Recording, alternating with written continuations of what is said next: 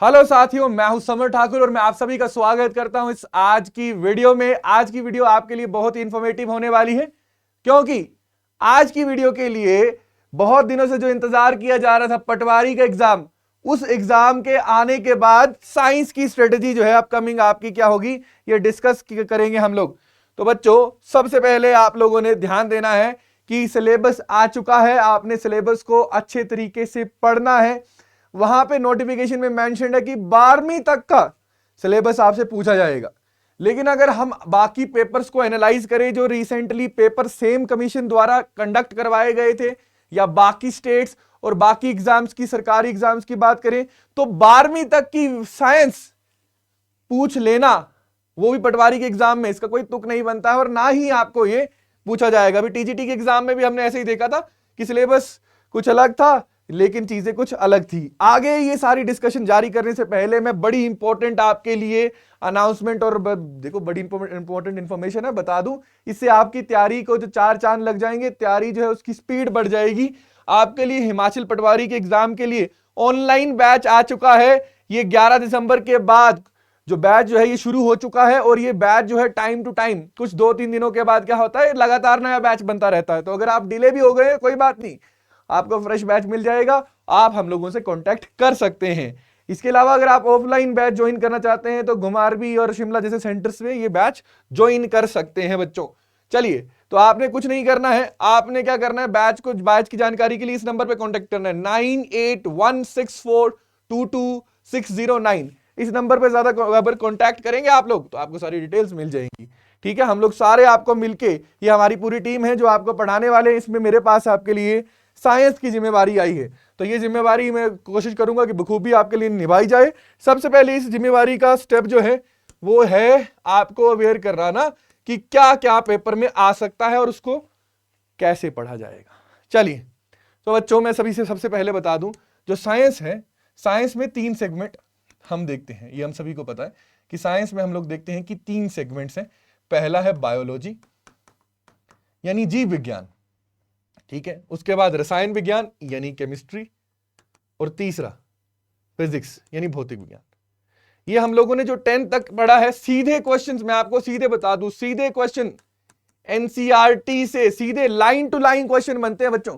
बाहर जाने की कोई जरूरत ही नहीं है, किसी और किताब को फॉलो करने की जरूरत ही नहीं है। इसका यह मतलब नहीं इतने कम टाइम में तुम 6ठी से लेकर 10वीं तक की एनसीईआरटी पढ़ो, नहीं भाई, बहुत सारी किताबें ऐसी हैं जिनमें 1 लाइनर्स दिए होते हैं वहीं से एक्सट्रैक्ट करके।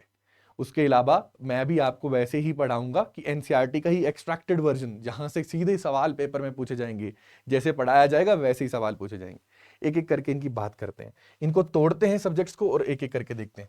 सबसे पहले देखो ज्यादातर लोगों को ऐसे लगता था कि बायोलॉजी जो है यही करता धरता है, लेकिन ये पूरे तरीके से सही बात भी नहीं है। बायोलॉजी के सवाल एग्जाम में पहचान पाना आसान है, इसीलिए लोग कहते हैं कि यही एग्जाम में आती है। हाँ, ये ज्यादा आती है 1-8%, लेकिन बाकी भी पढ़ना पड़ेगा। तो बायोलॉजी की मैं बात करूं तो मैं कुछ टॉपिक बता रहा हूं, यहां से हर बार जरूर सवाल पूछे जाते हैं। जैसे एक सवाल बार बार पूछा जा सकता है या पूछा जाता है कि power house of the cell किसे कहा जाता है, एनिमल सेल और प्लांट सेल में क्या फर्क है, पादप कोशिका और जो जैव कोशिका है उसमें क्या फर्क है ना। तो ये इस तरीके के सवाल आपको पेपर में पूछे जाते हैं। ये जो टॉपिक है इसे हम साइटोलॉजी या फिर सेल यानी कोशिका वाला टॉपिक कहते हैं। यहां से जरूर सवाल आपसे पूछा जाता है। सेल की खोज किसने की थी, सेल के केंद्रिक या नाभिक जिसे कहते हैं न्यूक्लियस, उसकी खोज किसने की थी, ऐसे सवाल आपसे पूछे जाते हैं।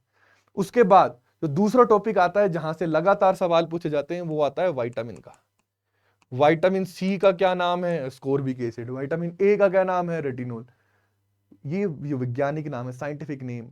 रासायनिक नाम, केमिकल नेम, ये पूछे जाते हैं। इनकी कमी से कौन कौन सी बीमारियां होती है, स्कर्बी, रिकेटस, किस किस की कमी से होती है, ये आप कमेंट सेक्शन में बता सकते हैं। वैसे अपनी प्रैक्टिस के लिए ऐसे ऐसे सवाल आते हैं। इसके अलावा इनके सोर्सेज कहाँ कहाँ पे हैं, कहाँ कहाँ से ये विटामिन हम लोगों के शरीर में, ठीक है, हम लोग अपनी डाइट के जरिए ले सकते हैं, ये सब। इसके अलावा डिजीज के और भी सवाल आते हैं, यानी बीमारियों से।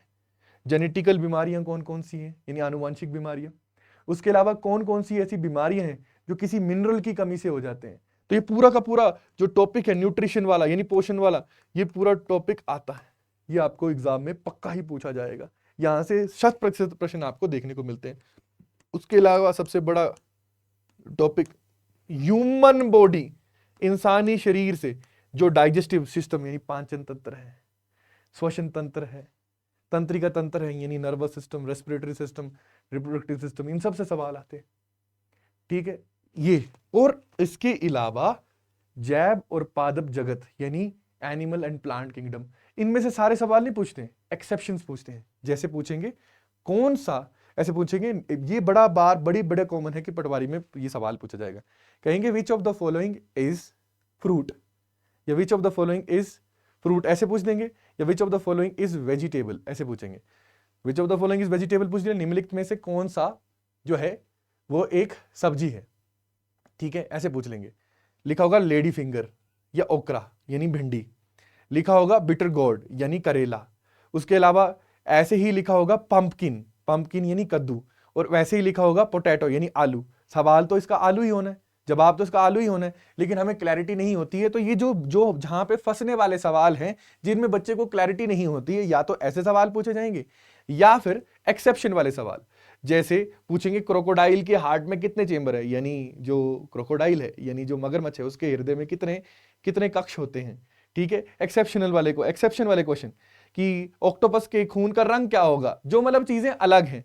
ऐसा कौन सा मैमल है जो पानी के अंदर ही अपने बच्चे पैदा करता है, ऐसा कौन सा मैमल है जो अंडे देता है। ऐसे सवाल आपको, मैमल यानी स्तनपाई, ऐसे सवाल आपको पूछे जाने वाले हैं बायोलॉजी के लिए। ठीक है, तो इन टॉपिक्स को हम लोगों ने फोकस करना है। पढ़ना कहां से, पढ़ना है बच्चों एनसीईआरटी से। एनसीईआरटी है बहुत बड़ी, तो बहुत सारी किताबें आती हैं। ठीक है, बहुत सारी किताबें आती हैं जो वन लाइनर पॉइंटर वाली किताबें आती हैं। ठीक है, उन किताबों से भी हम पढ़ सकते हैं। ठीक है, बहुत सारी बाजार में किताबें आती हैं, लूसेंट है, उसके अलावा तरुण गोयल की किताब है, अरिहंत की किताब है, सिविल स्टैफ की भी हमारी किताब जो है वो बहुत अच्छी है, आप उसको भी खरीद सकते हैं। ठीक है, अच्छा, ये जो किताबें हैं बच्चों, इनके अलावा आप जो है इन किताबों को भी पढ़ना उन बच्चों के लिए बड़ा ही कठिन हो जाएगा जो पहली बार पढ़ते हैं, क्योंकि जटिल भाषा का इस्तेमाल किया जाता है, प्लस बहुत सारी चीजें हैं याद करने वाली। कितनी चीजें एक बच्चा याद कर सकता है, तो उसी के लिए चाहिए होती है हमें ट्रिक्स।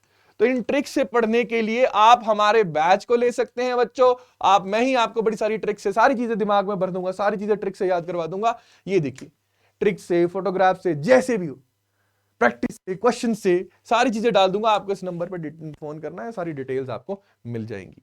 चलिए, इसमें देर मत कीजिएगा, देर करोगे तो भैया जो सोया वो खोया। चलिए अब आगे चलते हैं प्यारे बच्चों। अब बात करते हैं हम भौतिक विज्ञान की यानी फिजिक्स की। तो बच्चों ये बड़ा ही आसान, कुछ लोगों को मुश्किल लगता है, लेकिन मुझसे पढ़ोगे फिर मुश्किल नहीं लगेगा। ठीक है, चलो यहां पे ध्यान देना मेरी बात पे। आप सभी लोगों ने बहुत गौर से सुनना है, बहुत ध्यान से सुनना है। ठीक है, आप सभी लोगों ने इस बात का ख्याल रखना है। यहां से एक टॉपिक है जिसे हम कहते हैं ऑप्टिक्स। आपकी किताब में लिखा होगा लाइट के नाम से, यानी प्रकाश के नाम से। यहां से पक्का ही सवाल आता है, रिफ्लेक्शन, रिफ्रैक्शन, मिरर और लेंस। तो ये तो मैं आपको चम्मच के जरिए पढ़ाऊंगा, भूलोगे ही नहीं दोबारा कि इमेज कैसी बनेगी, कहां पे बनेगी, किसका इस्तेमाल कहां पे होता है। ऐसे सवाल आते हैं कि गाड़ी का जो शीशा है वो कौन सा है, अवतल है, उत्तल है, यानी कनकेव है, कन्वेक्स है।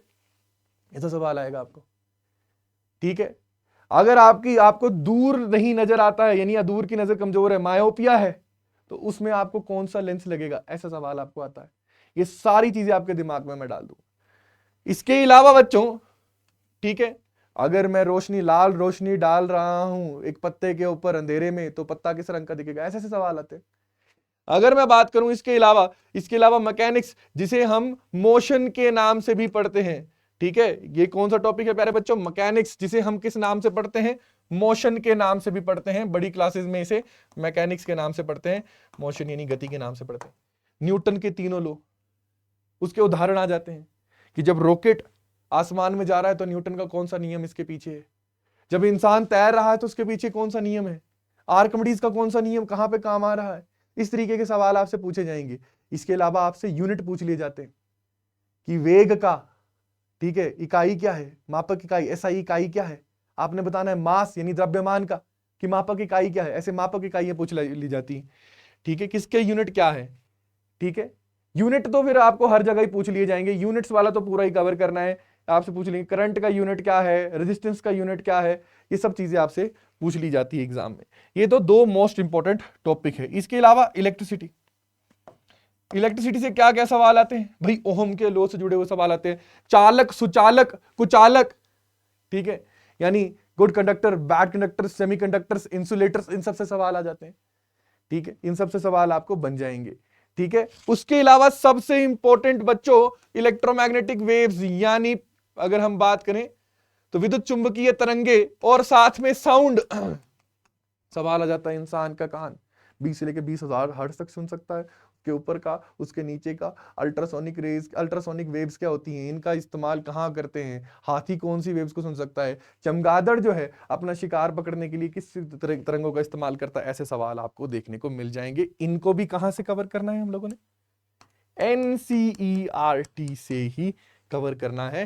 प्लस हम आपके लिए लास्ट में लाएंगे पटवारी स्पेशल प्रैक्टिस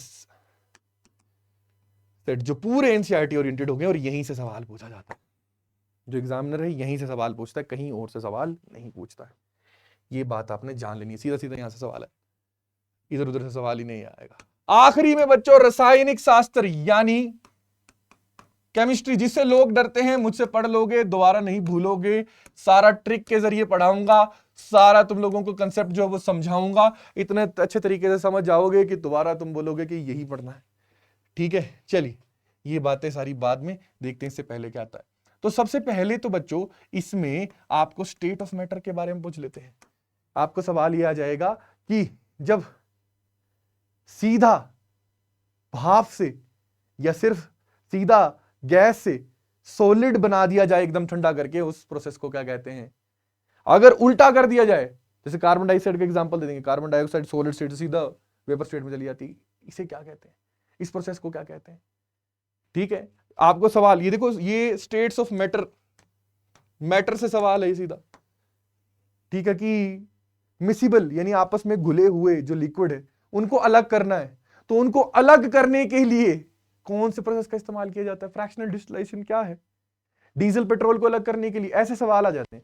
इन सारों को मैं आपको पढ़ाने वाला हूं, ठीक है। उसके बाद बच्चों आपको एटम यानी परमाणु से जुड़ा हुआ एटम का स्ट्रक्चर, भाई बोहर ने कौन सा मॉडल दिया था, डाल्टन ने कौन सा मॉडल दिया था, रदरफोर्ड ने क्या किया था, पूछ लेते हैं। नाभिक यानी न्यूक्लियस की खोज किसने की थी, इलेक्ट्रॉन की खोज किसने, प्रोटॉन न्यूट्रॉन की खोज किसने की, इसका भार कितना होता है, ये सब चीजें पूछ लेते हैं, तो ये सब करवाई जाएंगी तुम्हें।